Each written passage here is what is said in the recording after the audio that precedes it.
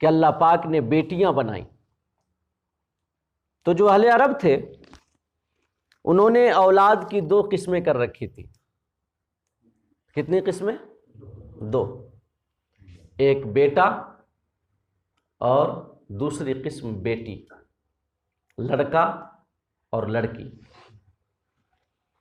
وہ لڑکا کو اعلیٰ اور اشرف سمجھتے تھے اور لڑکیوں کو کوئی درجہ نہیں دیتے تھے، لڑکیوں کا کوئی مقام نہیں تھا، ان کی کوئی عزت یا ان کی کوئی اہمیت نہیں تھی۔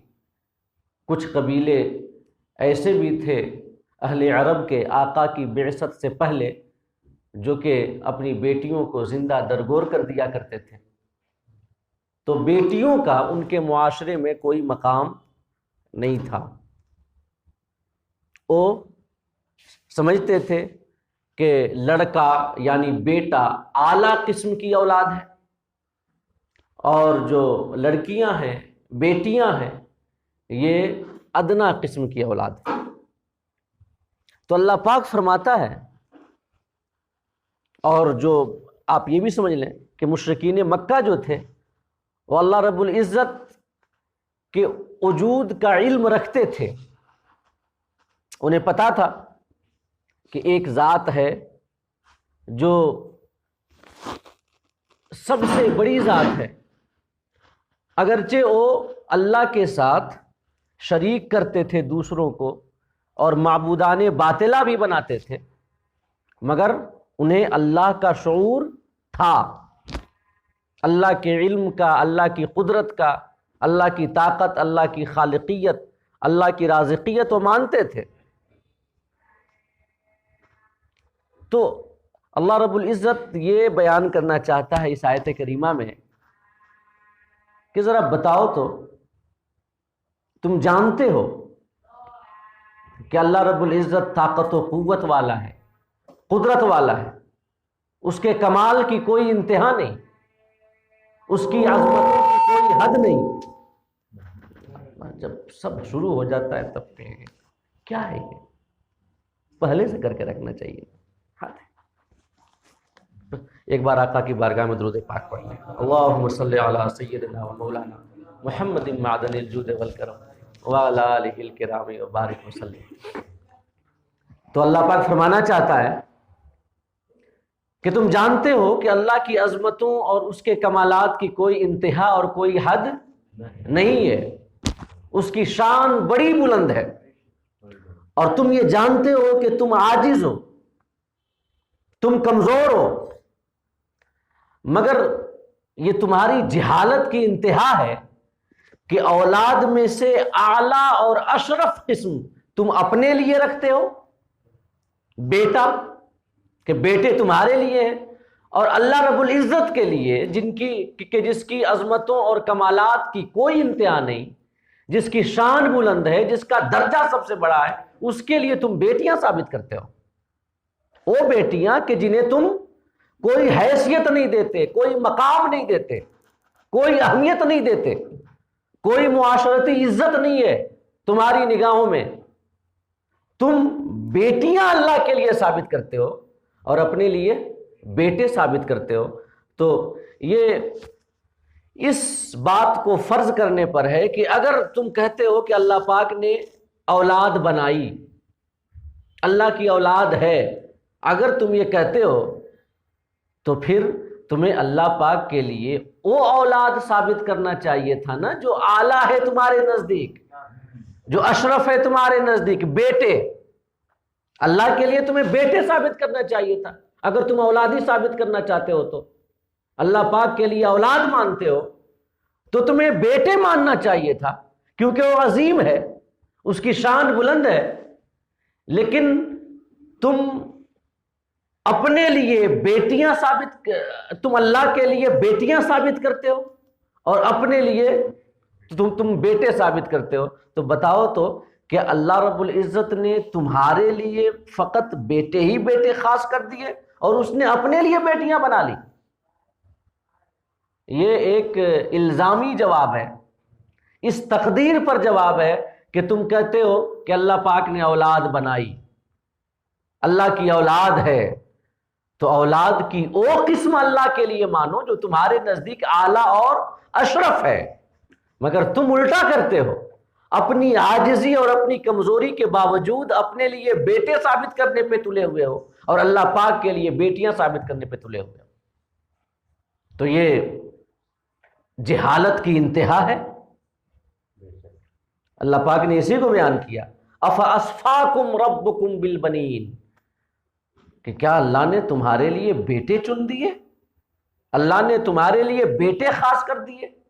واتخذ من الملائکۃ اناثا، اور اللہ نے اپنے لیے فرشتوں میں سے بیٹیاں بنا لی۔ انکم لتقولون قولا عظیما، تم نہایت ہی بڑا بول بولتے ہو، بڑی بات کہتے ہو، اس کی جہالت کی کوئی انتہا نہیں۔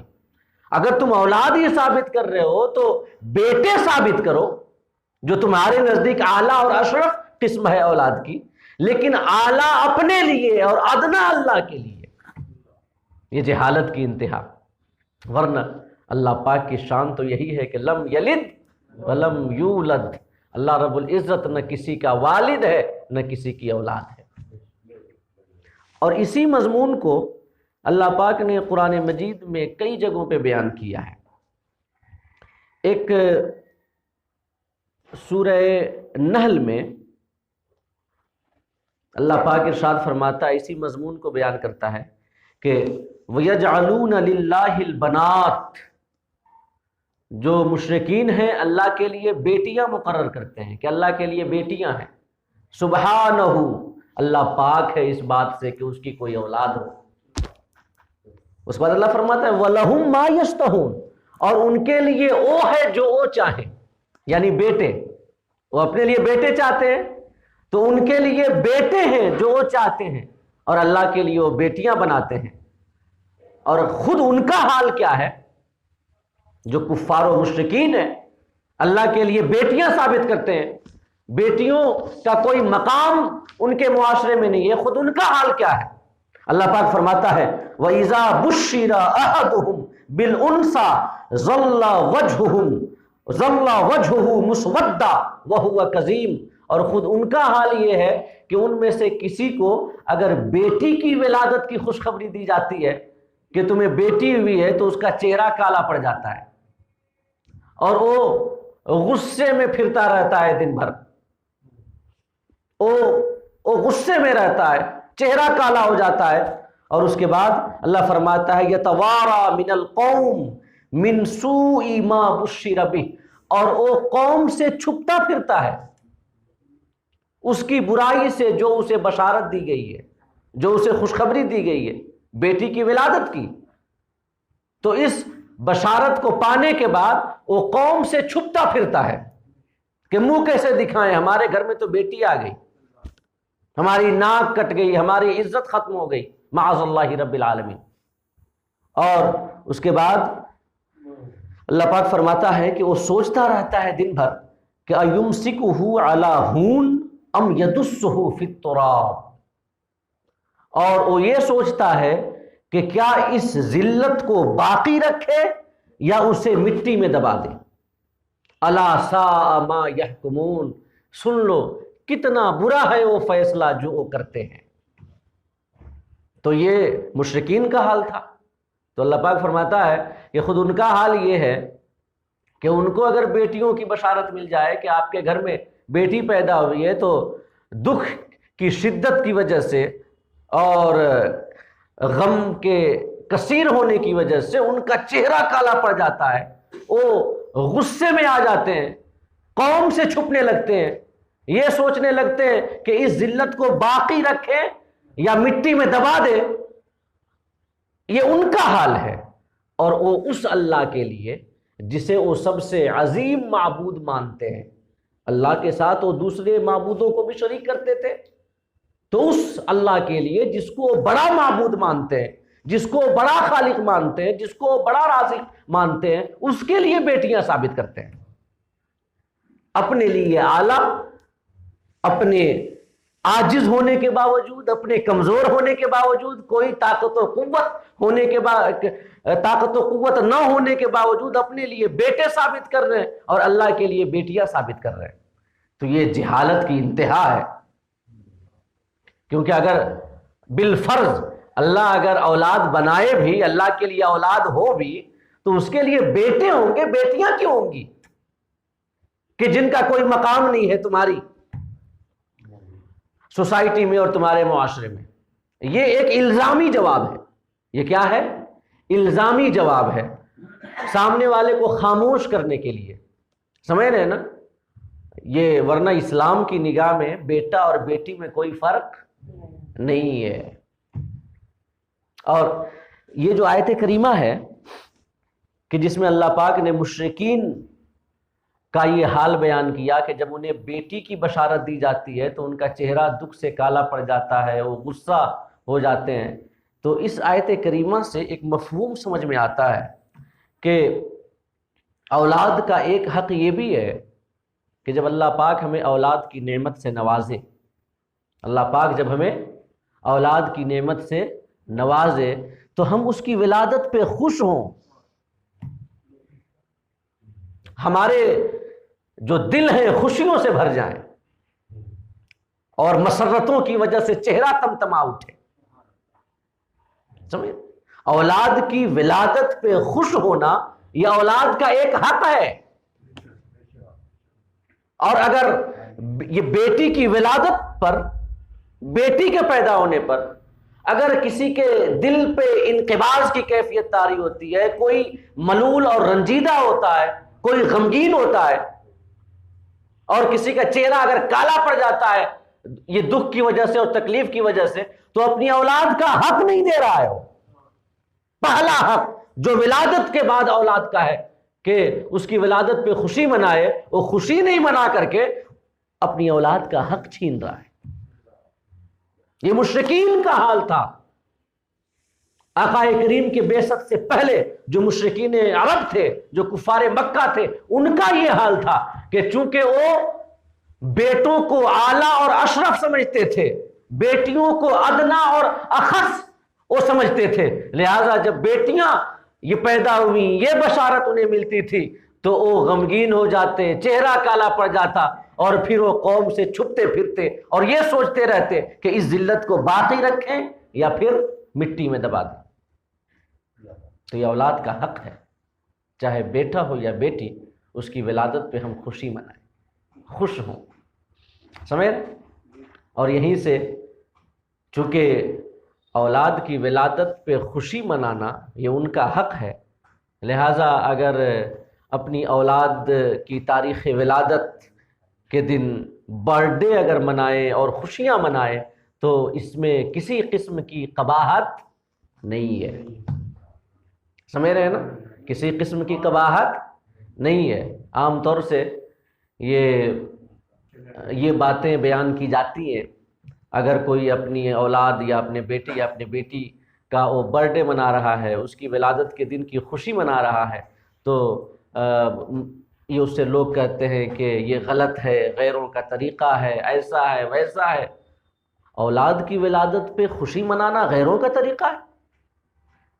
اولاد کی ولادت پہ خوشی منانا یہ غیروں کا طریقہ نہیں ہے، یہ قرآن کا مزاج ہمیں بتاتا ہے کہ اللہ پاک جب تمہیں اولاد عطا کرے تو خوشیاں مناؤ، اور جب وہ دن آ جائے جس دن اللہ پاک نے ہمیں اولاد جیسی نعمت نوازی، اگر اس دن ہم خوشیاں منائیں، عمدہ قسم کے کھانے بنائیں اور یہ اولیاء اللہ کے نام پہ اصال ثواب کریں اور ہم نذر پیش کریں، تو اس میں کسی قسم کا حرج نہیں ہے۔ اب بات آتی ہے کیک کی، کہ کیک کاٹنا کیسا ہے، سمجھ رہے؟ تو کچھ لوگ یہ سمجھتے ہیں کہ یہ غلط ہے کیونکہ یہ غیروں سے مشابہت ہے، یہ غیروں سے مشابہت ہے۔ تو اس باب میں ایک اصول یاد رکھیں کہ اس چیز میں غیروں سے مشابہت حرام اور ناجائز ہے جو غیر قوم کا خاصہ بن جائے، غیر قوم کا خاصہ بن جائے۔ یہاں تک کہ اگر اس چیز کو اگر ہم کریں تو کوئی شخص جو ہمیں نہیں جانتا نہیں پہچانتا وہ ہمیں سمجھے کہ یہ بھی اسی قوم سے تعلق رکھتا ہے، لہذا وہ چیز حرام ہوگی۔ مثال کے طور پہ ماتھے پہ کشکا لگانا، تلک لگانا، یہ غیر قوم کا خاصہ ہے۔ اگر کوئی عام یہ جو وہ مسلمان بھی ہو، اگر وہ کشکا لگا کر کے وہ گھومے روڈ پہ تو جس کی بھی نگاہ پڑے گی وہ یہی سمجھے گا کہ اس کا اسلام سے تعلق نہیں ہے، یہ مسلمان نہیں ہے، لہذا کشکا لگانا حرام ہوگا۔ ٹھیک ہے، زنار باندھنا، جنیو، وہ بھی خاصہ ہے، یہ لہذا وہ بھی حرام ہے۔ اور یہ برتھ ڈے پہ کیک وغیرہ لے کر کے اسے کاٹنا، کھانا، کھلانا، یہ تو ایسی چیز ہے جو آج مسلمانوں کے یہاں بھی عام ہو گئی ہے، اکثر مسلمان اسے کر رہے ہیں۔ اور یہ کچھ تو ایسے بھی ہیں، اگر آپ، میں نام نہیں لوں گا، بس اشارہ کر دوں کہ اپنے پیر کی ولادت پر بھی یہ سب وہ کر رہے ہیں اور وہ کیک لا کر کے کاٹ رہے ہیں، خوشیاں منا رہے ہیں۔ تو میں بتانا یہ چاہتا ہوں کہ یہ چیز یعنی کہ برتھ ڈے کے دن کیک کاٹنا اور کیک کھانا کھلانا یہ غیروں کا اور یہود و نصارہ کا خاصہ نہیں ہے، آج ان کا خاص طریقہ نہیں ہے کہ یہ انہی کے ساتھ خاص ہو، کوئی اور نہ کرتا ہو۔ چونکہ آج یہ عام طور سے مسلمان بھی کر رہے ہیں، لہٰذا حکم میں تخفیف ہوگی، اور یہ برتھ ڈے کے موقع پہ کیک وغیرہ سے اپنے بیٹے یا بیٹی کی ولادت کی خوشی منانا غلط نہیں ہوگا، اس بات کو یاد رکھیں۔ آپ ایک مثال لیں، جیسے ٹائی کا مسئلہ ہے۔ ٹائی بھی ایک ایسا ہے جو کہ پہلے یہودیوں عیسائیوں کے ساتھ یہ ٹائی خاص تھی۔ یہ بات دراصل صلیب کی نشانی ہے، صلیب جو حضرت عیسیٰ وغیرہ کو، جو ان کے عقیدے کے مطابق جو صلیب دی گئی اور پھانسی دی گئی، تو اسی کی یاد میں وہ ایک یہاں پہ ٹائی باندھتے ہیں، تو یہ صلیب کی نشانی ہے۔ تو پہلے یہ عیسائیوں کا خاصہ اور طریقہ تھا، ان کا شعار تھا، ان کی مذہبی علامت سمجھی جاتی تھی ٹائی، لیکن آج ایسا نہیں ہے۔ آج مسلمان بھی دھڑلے سے ٹائی باندھ رہے ہیں، بڑے بڑے عالم بھی اپنے بچوں کو اسکول بھیج رہے ہیں تو ٹائی باندھ کے بھیج رہے ہیں۔ تو آج یہ غیر کا یعنی کہ عیسائیوں کا قومی شعار نہیں رہا، تو جیسے آج اس پر بھی ٹائی پر حرمت کا ناجائز ہونے کا فتویٰ نہیں لگایا جا سکتا، ویسے ہی آج برتھ ڈے کے موقع پہ اگر کیک سے بھی کوئی وہ خوشی کا اظہار کرتا ہے تو اس پر حرمت یا عدم جواز کا فتویٰ نہیں لگایا جا سکتا، اس بات کو یاد رکھیں۔ اولاد کی ولادت پہ خوشی منانا یہ قرآن کا مزاج ہمیں بتاتا ہے۔ یہ مشرکین کا حال تھا کہ اگر بیٹیاں پیدا ہو جائیں تو پھر وہ غمگین ہو جاتے تھے، چہرہ کالا پڑ جاتا تھا دکھ کی وجہ سے، غصہ ہوتے تھے، قوم سے چھپتے پھرتے تھے۔ اور اسی مضمون کو اللہ رب العزت نے اور بھی دوسری جگہوں پہ بیان کیا ہے کہ جو مشرکین کہتے تھے کہ اللہ کے لیے بیٹیاں ہیں، تو اللہ پاک نے ایک الزاماً انکارن جواب دیا کہ تمہاری جہالت کی انتہا ہے کہ تم اپنی عاجزی، اپنی کمزوری، ناتوانی کے باوجود اپنے لیے تو بیٹے ثابت کرو کہ تمہارے لیے بیٹے ہیں اور اللہ کے لیے بیٹیاں ہیں۔ تو اللہ رب العزت سورہ صافات میں ارشاد فرماتا ہے کہ فاستفتہم، ان سے پوچھو مشرکین سے، الربک البنات ولہم البنون، کیا تیرے رب کے لیے بیٹیاں ہیں اور ان کے لیے بیٹے ہیں؟ اللہ فرماتا ہے ام خلقنا الملائکۃ اناثا وہم شاہدون، کیا اللہ پاک نے فرشتوں کو بیٹیاں بنایا اور وہ اس بات کے گواہ ہیں، انہوں نے دیکھا؟ وہ تو ایسے کہتے ہیں جیسے انہوں نے اپنی آنکھوں سے اسے دیکھا ہو کہ اللہ پاک نے بیٹیوں کو، اللہ پاک نے ملائکہ اور فرشتوں کو اپنی بیٹیاں بنایا۔ وہ تو ایسے کہتے ہیں، کیا وہ تھے؟ کیا انہوں نے دیکھا ہے؟ وہ اس بات کے گواہ ہیں؟ یہ انکارن کہا گیا، الزامن کہا گیا کہ اللہ رب العزت اولاد سے پاک ہے۔ اللہ فرماتا ہے الا انہم من افکہم لیقولون، خبردار وہ ایک تہمت باندھتے ہیں، یہ تہمت ہے، اللہ رب العزت کی شان پہ اس سے بڑا الزام کوئی نہیں ہو سکتا کہ اللہ پاک نے اپنی اولاد بنائی۔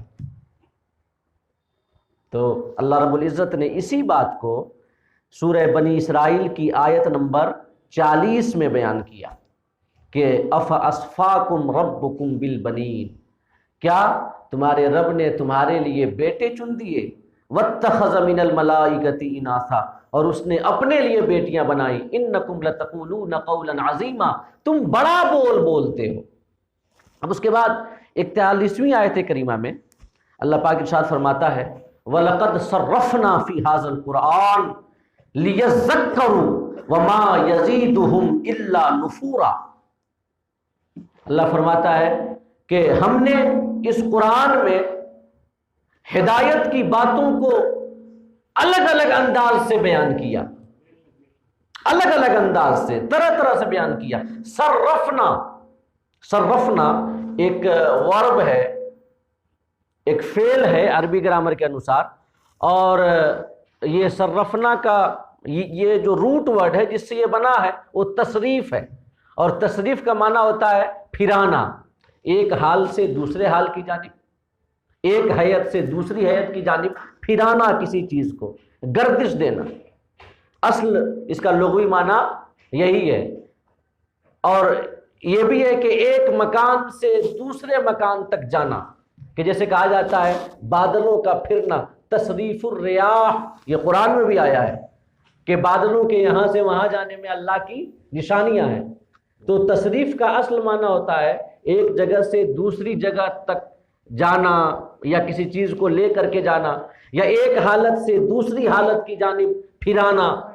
تو اللہ پاک ارشاد فرماتا ہے تصریف سے ماخوذ صرفنا، اللہ فرماتا ہے وَلَقَدْ صَرَّفْنَا فِي هَذَا الْقُرْآنِ، ہم نے اس قرآن میں ہدایت کی باتوں کو طرح طرح سے بیان کیا، الگ الگ انداز میں بیان کیا، الگ الگ طریقے سے بیان کیا۔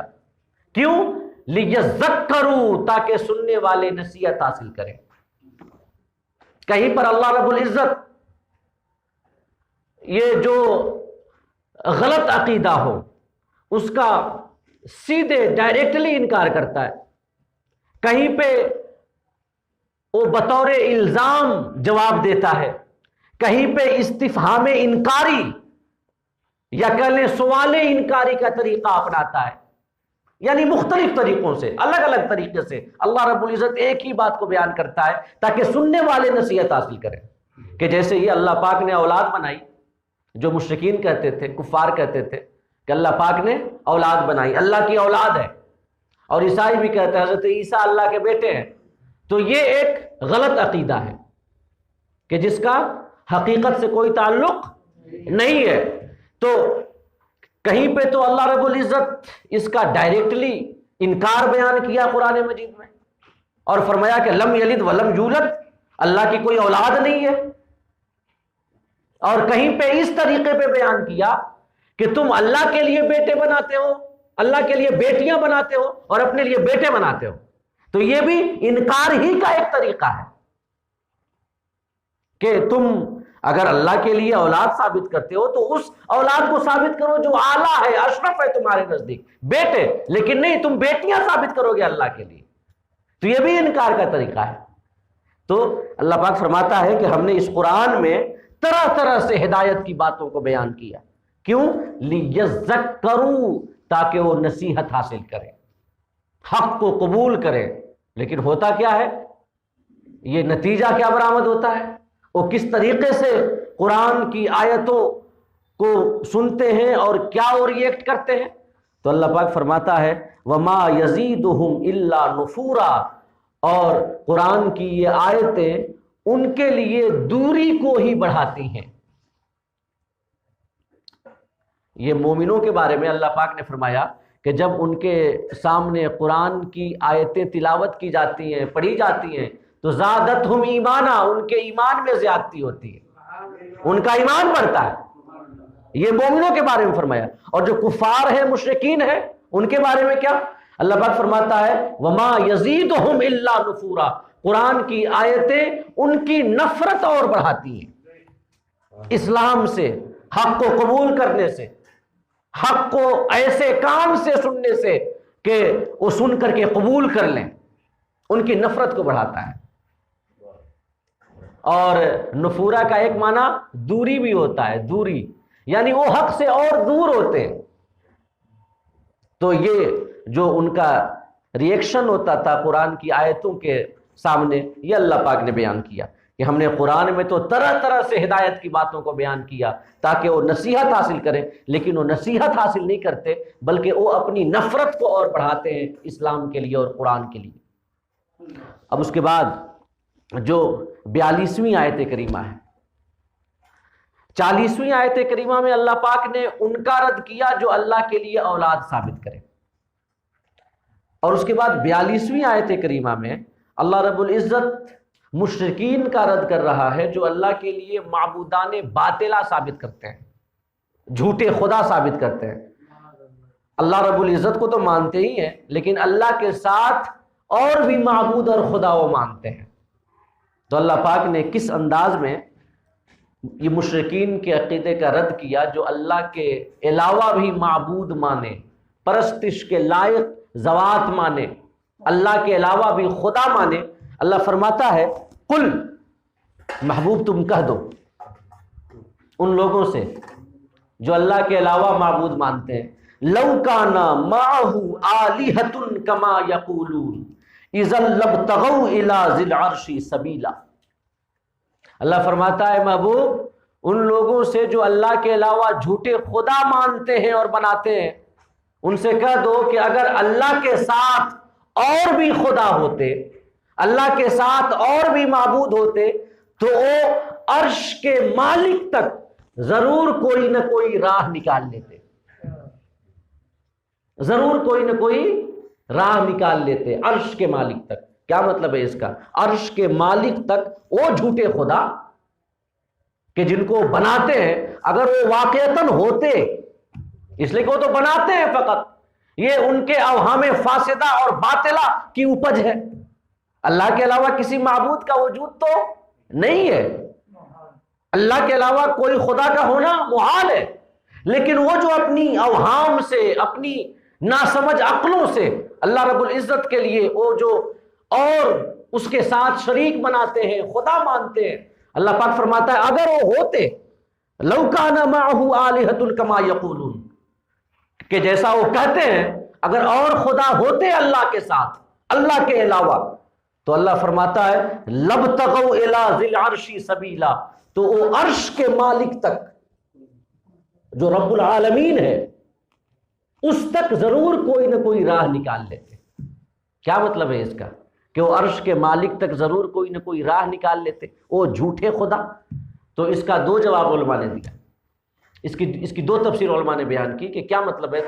تو پہلا مطلب بیان کرتے ہوئے علماء فرماتے ہیں کہ مراد یہ ہے کہ اگر وہ جھوٹے خدا ہوتے کہ جن کو یہ مانتے ہیں، پوجتے ہیں اور جن کو یہ سمجھتے ہیں، عقیدہ رکھتے ہیں کہ یہ خدا ہیں اللہ کے ساتھ، اللہ کو بھی مانتے ہیں اور اس کے ساتھ ساتھ کہ جن کو خدا مانتے ہیں، اگر وہ واقعی میں ہوتے، ان کا وجود ہوتا، تب تو ظاہر ہے کہ ان کا علم، ان کی طاقت، ان کی قدرت، ان کا اختیار اور ان کی سلطنت بھی اللہ ہی کی طرح ہوتی، کیونکہ جب وہ معبود ہیں، خدا ہیں، تو ظاہر ہے کہ ان کے پاس علم، ارادہ، اختیار، قدرت جو اللہ رب العزت کے لیے ہیں ان کے لیے بھی ہوتی ہیں، تمام چیزیں ہوتی نا، کہ جیسے اللہ کے لیے طاقت ہے، قوت ہے، قدرت ہے لا متناہی، ویسے ان جھوٹے خداؤں کے لیے بھی ہوتی۔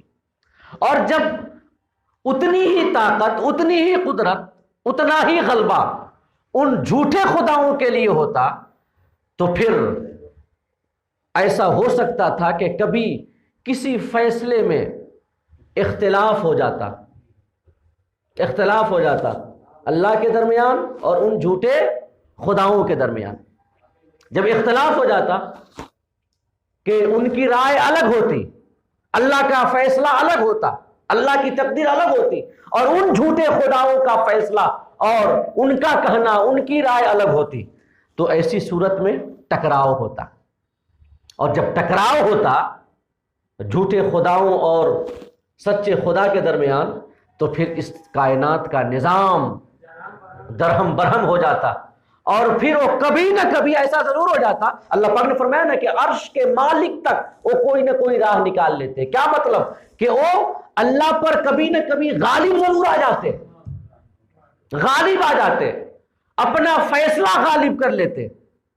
اب ظاہر ہے کہ جب ان کا فیصلہ غالب ہوتا تو جس کا فیصلہ غالب نہیں ہوا وہ اللہ نہیں رہا۔ یہ دلیل ہے، کیونکہ جس کا فیصلہ مغلوب ہو جائے، جس کی تقدیر ختم ہو جائے، جس کا حکم نافذ نہ ہو، وہ معبود اور خدا کیسے ہو سکتا ہے؟ معبود اور خدا اس کو کہتے ہیں کہ جب وہ کوئی فیصلہ کر دے تو اس فیصلے کو کوئی رد کرنے والا نہ ہو۔ سمجھ گئے؟ تو اگر اللہ کے ساتھ اور بھی جھوٹے خدا ہوتے اور ممکن تھا کہ ٹکراؤ ہو جاتا، الگ الگ فیصلے ہو جاتے، تو اگر ایک کا فیصلہ غالب آ جاتا، دوسرے کا فیصلہ مغلوب ہو جاتا، تو جس کا فیصلہ مغلوب ہو گیا وہ اللہ اور خدا نہیں رہا۔ اور اگر دونوں کا فیصلہ جاری رہتا، دونوں کا، اس نے جو کہا وہ بھی ہے، اس نے جو کہا وہ بھی ہے، اگر دونوں کی تقدیر اور دونوں کا حکم لاگو ہوتا تو پھر کائنات کا نظام درہم برہم ہو جاتا۔ ایک کہتا کہ دھوپ نکلے گی، دوسرا کہتا بارش ہوگی۔ تو اگر ایک کا فیصلہ غالب آ گیا تو دوسرا خدا نہ رہا، کیونکہ جو مغلوب ہو جائے وہ خدا نہیں ہو سکتا۔ اور اگر دونوں کا فیصلہ باقی رہا تو ایسا ہو کیسے سکتا ہے کہ دھوپ بھی رہے اور بارش بھی آئے؟ ہے کہ نہیں؟ کائنات کے نظام میں ایک کہتا کہ سورج پورب سے نکلے گا، دوسرا کہتا کہ پچھم سے نکلے گا۔ تو اگر ایک جیت جاتا تو جو ہارا وہ خدا نہیں رہا، اور اگر دونوں نہیں ہارتے بلکہ دونوں کا حکم جاری رہتا تو سورج پورب سے اور پچھم سے کیسے نکلتا ایک ہی ساتھ؟ تو کائنات کا نظام جو تھا وہ درہم برہم ہوتا کہ نہیں؟ کائنات کا نظام جس طریقے سے چل رہا ہے اس طریقے سے چلتا نہیں چل پاتا۔ یہ کائنات کا نظام جو بغیر کسی کمی کے اور بغیر کسی فساد کے، بغیر کسی بگاڑ کے جو چل رہا ہے، یہ اس بات کی دلیل ہے کہ کائنات کا نظام چلانے والی ذات ایک ہے کہ نہیں؟ اس کو کہتے ہیں علم کلام میں دلیل تمانع۔ اللہ پاک نے دوسری جگہ فرمایا ہے قرآن مجید میں، لو کان فیہما آلہۃ الا اللہ لفسدتا، اگر آسمان اور زمین میں اللہ کے علاوہ کوئی اور معبود بھی ہوتے تو آسمان اور زمین فساد کا شکار ہو جاتے، تباہ و برباد ہو جاتے۔ اور یہ کیوں ہوتا؟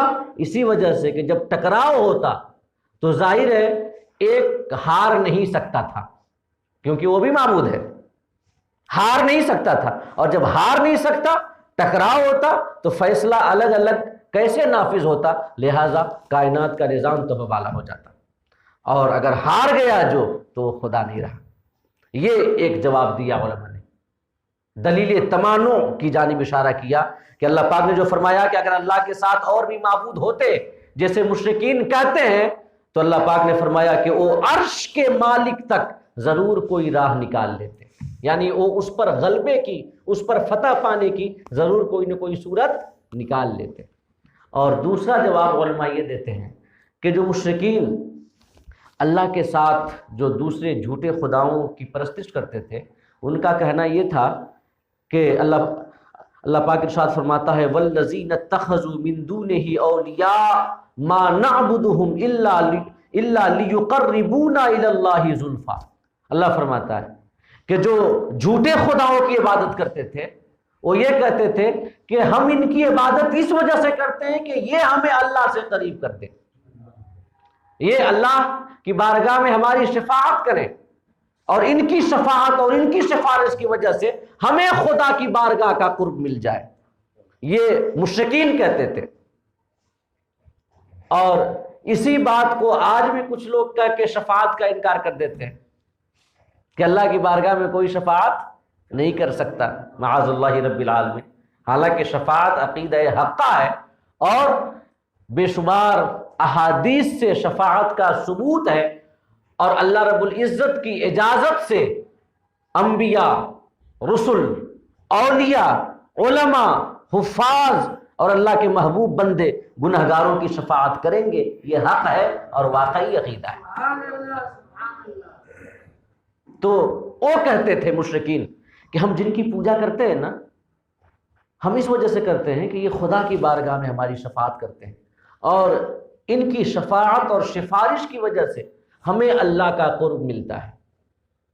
تو علماء نے فرمایا کہ اس آیت کریمہ میں جو اللہ پاک نے فرمایا کہ اذا لابتغوا الی ذی العرش سبیلا، جو اللہ نے فرمایا کہ اگر جھوٹے خدا ہوتے تو عرش کے مالک تک راہ ضرور نکال لیتے، اس کا مطلب یہ ہے کہ اگر وہ تمہاری شفاعت کرنے والے ہوتے، تمہیں اللہ کا قرب دلانے والے ہوتے اپنی سفارشوں سے، تو ظاہر ہے سب سے پہلے وہ خود نہ قرب حاصل کرتے، سب سے پہلے وہ خود قریب ہوتے، وہ تقرب چاہتے اللہ کی بارگاہ سے۔ تو اللہ پاک نے اسی کو فرمایا کہ وہ عرش کے مالک تک راہ بنا لیتے۔ کیا مطلب؟ کہ وہ خود اپنا تقرب چاہتے تم سے پہلے، تم اللہ سے قریب ہو، تمہارے لیے وہ سفارش کریں، اس سے پہلے وہ اپنے لیے کوشش کرتے کہ وہ خود اللہ سے قریب ہو جائے، خود انہیں اللہ کی بارگاہ کا تقرب حاصل ہو جائے۔ لیکن ایسا نہیں ہے، کیونکہ وہ ہیں ہی نہیں، یہ تمہارے ذہن کی اپج ہے، تمہارے وہم کی پیدا شدہ یہ سب چیزیں ہیں، ان کا حقیقت سے کوئی تعلق نہیں ہے۔ معبود ایک ہے، خدا ایک ہے۔ یہ علماء نے بیان کیا اس کا دوسرا معنی۔ اب اس کے بعد اللہ رب العزت 43ویں آیت کریمہ میں ارشاد فرماتا ہے سبحانہ وتعالی عما یقولون علوا کبیرا، اللہ پاک ہے اور بلند ہے ان باتوں سے جو وہ کہتے ہیں۔ اللہ پاک ہے اپنے شریک سے، اللہ پاک ہے اولاد سے، اللہ پاک ہے بیٹیوں سے کہ جیسا مشرکین کہتے تھے، اللہ پاک ہے بیٹوں سے کہ جیسا یہود و نصارہ کا قول ہے۔ عیسائی کہتے ہیں حضرت عیسیٰ اللہ کے بیٹے ہیں، اور جو یہودی ہیں کہتے ہیں کہ حضرت عزیر اللہ کے بیٹے ہیں۔ تو اللہ بیٹوں سے بھی پاک ہے، بیٹیوں سے بھی پاک ہے۔ وَتَعَالَى عَمَّا يَقُولُونَ عُلُوًّا كَبِيرًا، اور ان کے تمام جھوٹے عقائد سے اور ان کے تمام غلط عقیدوں سے اللہ رب العزت بڑا بلند ہے، اللہ رب العزت کو برتری حاصل ہے، عظیم برتری حاصل ہے۔ یقیناً اللہ پاک شریک سے بھی پاک ہے اور اولاد سے بھی پاک ہے۔ اب اس کے بعد اللہ رب العزت اس چیز کو بیان کرتا ہے کہ کوئی اللہ کی اولاد کیسے ہو سکتا ہے، کوئی اللہ کا شریک کیسے ہو سکتا ہے، جبکہ اللہ مالک ہے اور باقی کائنات کی تمام چیزیں اللہ پاک کی مملوک ہیں۔ اللہ مالک ہے اور تمام کائنات کی چیزیں جو ہیں وہ کیا ہیں؟ وہ مملوک ہیں۔ اب بتائیں جو شریک ہوگا، جو شریک ہوتا ہے وہ کبھی مملوک ہوتا ہے؟ شرکا کے درمیان مالک و مملوک کا جو رشتہ ہے وہ ہوتا ہے؟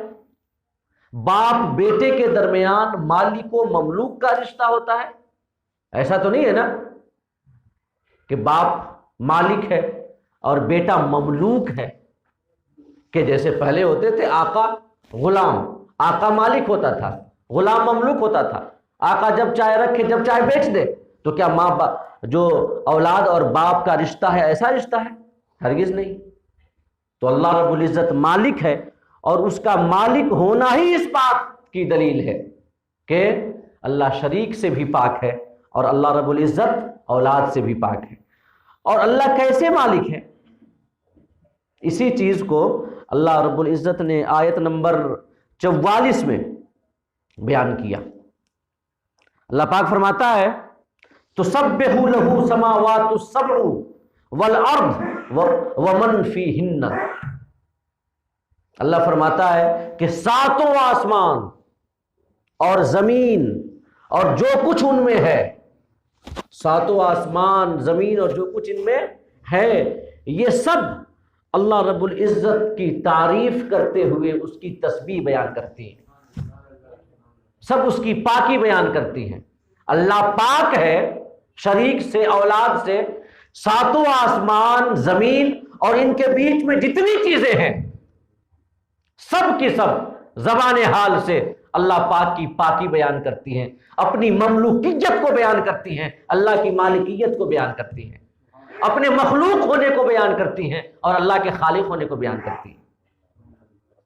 سب کے سب اللہ کی حمد کرتی ہیں، اللہ کی ثنا کرتی ہیں، اللہ کی تسبیح کرتی ہیں۔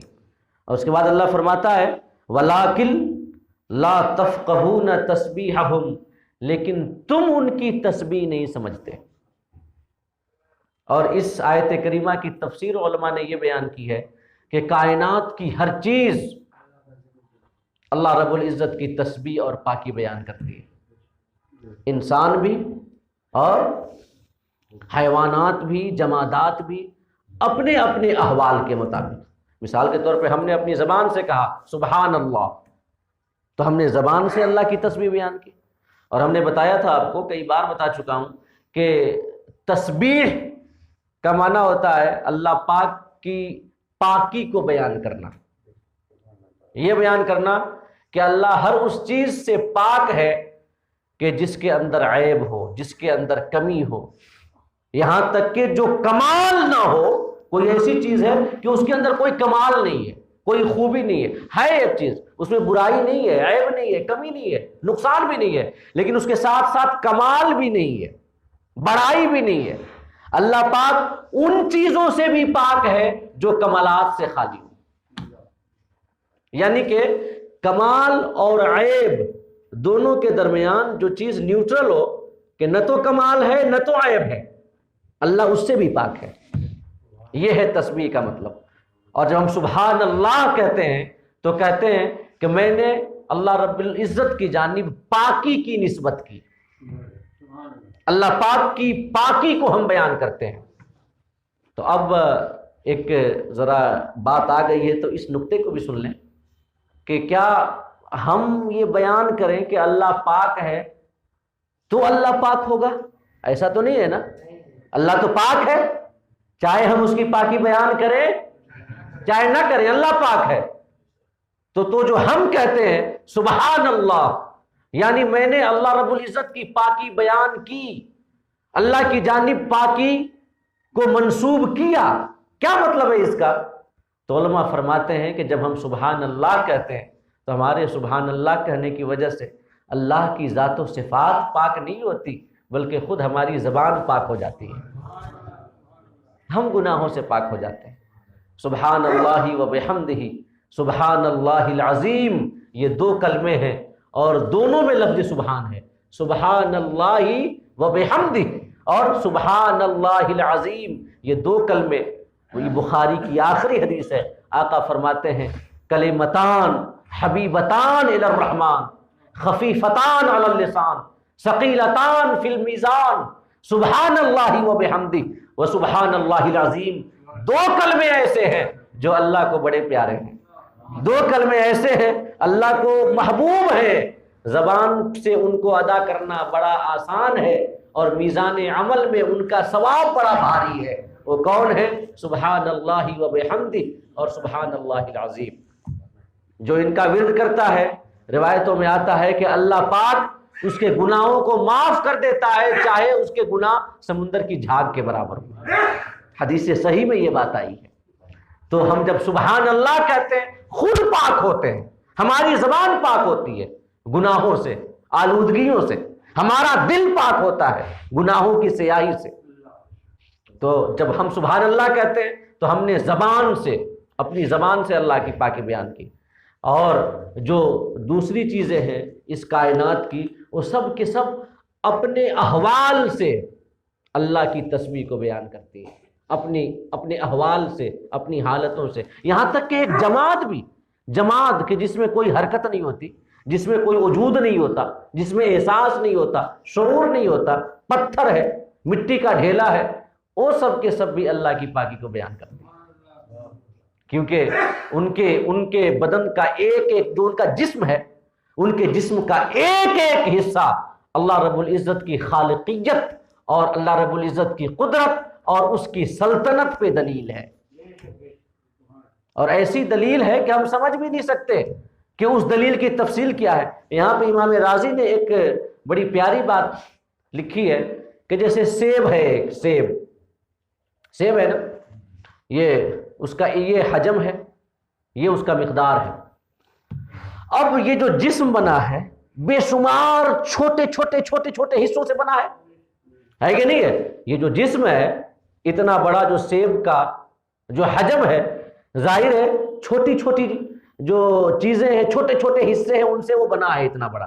ہمارا جسم اتنا بڑا ہے، یہ بھی تو چھوٹے چھوٹے حصوں سے بنا ہے کہ جنہیں سائنس کی زبان میں سیلز کہا جاتا ہے، خلیے، ہے کہ نہیں ہے؟ تو وہ سیب، امام رازی لکھتے ہیں کہ اس سیب میں بے شمار چھوٹے چھوٹے حصے ہیں کہ جن کو ہم دیکھ بھی نہیں سکتے، جن کا ہم تصور بھی نہیں کر سکتے کہ وہ کتنے ہیں۔ اور پھر وہ جو چھوٹے چھوٹے حصے ہیں ان کی ایک ظاہری حیثیت ہے، ان کا جسم ہونا،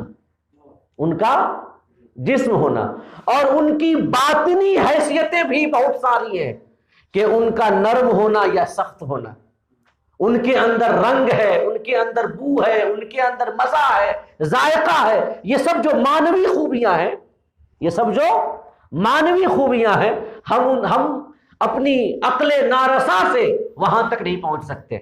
تو ذرا غور کریں، ایک سیب اپنے بے شمار چھوٹے چھوٹے حصوں سے، اور وہ چھوٹے چھوٹے حصے اپنے جسم کی ظاہری حیثیت اور باطنی خوبیوں سے اور مانوی جو اس کے اندر چیزیں ہیں، ان تمام چیزوں سے ایک ایک چیز اللہ کی وحدانیت پہ دلیل ہے، اللہ کی خالقیت پہ دلیل ہے کہ جیسے ہمارے بدن کا ایک ایک سیل اللہ رب العزت کی خالقیت پہ دلیل ہے کہ نہیں ہے؟ تو یہی وہ بات ہے جو اللہ پاک نے فرمایا کہ آسمان و زمین کی ہر چیز اللہ کی تسبیح بیان کرتی ہے۔ وَإِن مِّن شَيْءٍ إِلَّا يُسَبِّحُ بِحَمْدِهِ، اور ہر شے ایک ایسا لفظ ہے جو عالم کی تمام چیزوں کو شامل ہے، سمجھ رہے؟ شے کسے کہا جاتا ہے؟ ہمارے علماء کلام نے شے کی تعریف کی ہے، الشیء هو الموجود، ہر موجود کو شے کہتے ہیں۔ ہر وہ چیز جو موجود ہے وہ شے ہے، چاہے وہ حیوانات میں سے ہو، چاہے وہ نباتات میں سے ہو، سمجھ رہے ہیں نا؟ حیوانات جیسے جانور، نباتات، پیڑ پودے، اور جمادات، تمام وہ یہ دنیا کی چیزیں جن میں حرکت اور شعور اور روح نہیں ہے۔ حیوانات، نباتات، جمادات، جو چیزیں موجود ہیں وہ سب کی سب شے ہیں۔ اللہ پاک نے فرمایا، اور ذرا غور کریں، انسان ایک شے ہے، انسان ایک شے ہے۔ تمام انسانوں کو ملا لیں عالم انس بنتا ہے۔ جن شے ہیں، تمام جنوں کو ملا لیں عالم جن بنتا ہے۔ ایسے ہی ملائکہ ایک شے ہیں، ان کو ملا لیں سب کو عالم ملکوت بنتا ہے۔ اور جو ملائے اعلیٰ کی چیزیں ہیں وہ بھی شے ہیں، ان سب کو ملا لیں عالم لاہوت وغیرہ بنتا ہے۔ یعنی کہ کائنات کی ہر چیز سے ایک عالم بنتا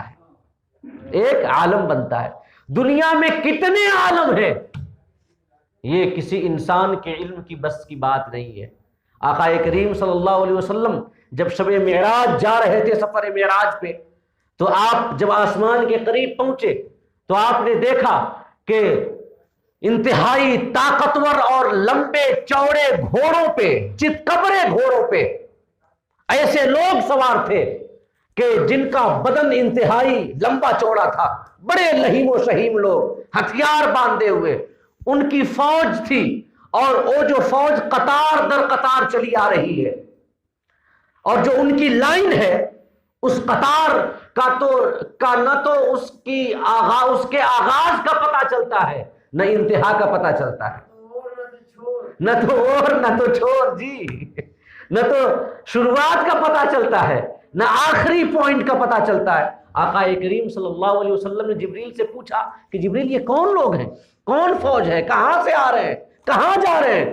تو حضرت جبرائیل علیہ السلام نے آقا کی بارگاہ میں عرض کیا، یا رسول اللہ، میں جب سے آسمان اور زمین کے درمیان سفر کر رہا ہوں، میں جب سے سدرہ سے زمین پہ آتا ہوں پیغامات لے کے، اور پھر سدرہ تک جاتا ہوں، تب سے میں ہمیشہ اس قطار کو یوں ہی آتے ہوئے دیکھ رہا ہوں، نہ تو اس کی ابتدا کا ہمیں پتا چلا نہ تو انتہا کا پتا چلا۔